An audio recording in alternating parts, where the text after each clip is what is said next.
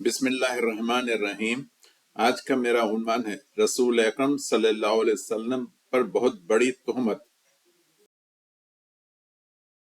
شیخ الحدیث مولانا زکریا کاندھلوی اپنی کتاب فضائل درود کے صفحے 123 اور 126 اور تبلیغی نصاب کے صفحے 794 اور 793 پر فرماتے ہیں، حافظ ابو نعیم رحمۃ اللہ علیہ حضرت سفیان ثوری سے نقل کرتے ہیں کہ میں ایک دفعہ باہر جا رہا تھا۔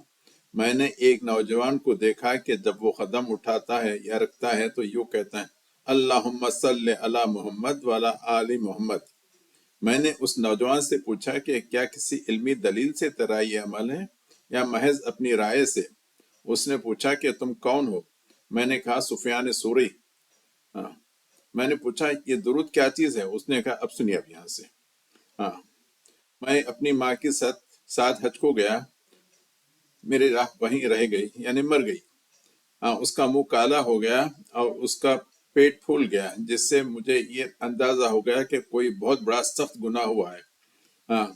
اس سے میں نے اللہ تعالیٰ کی طرف دعا کر کے لیے ہاتھ اٹھائے تو میں نے دیکھا کہ تہامہ یعنی حجاز سے ایک ابر آیا اور اس سے ایک آدمی ظاہر ہوا اور اس نے اپنا مبارک ہاتھ میری ماں کے منہ پر پھیرا، جس سے وہ بالکل روشن ہو گیا، اور پیٹ پر ہاتھ پھیرا تو ورم بالکل جاتا رہا۔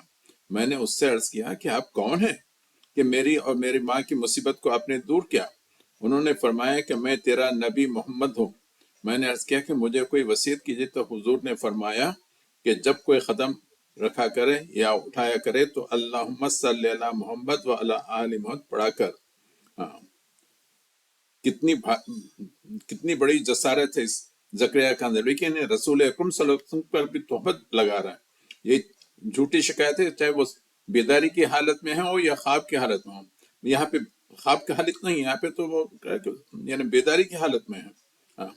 جس نبی کے بارے میں یہ دعویٰ کیا کہ اس نے غیر عورت کے چہرے اور پیٹ پر ہاتھ پھیرا، اس پر اللہ تعالیٰ کی لعنت ہو، حالانکہ رسول اللہ علیہ وسلم نے اتنے شرم و حیا والے تھے کہ آپ نے اپنی ساری زندگی میں کسی غیر عورت سے ہاتھ تک نہیں ملایا۔ لعنت اللہ علی الکاذبین۔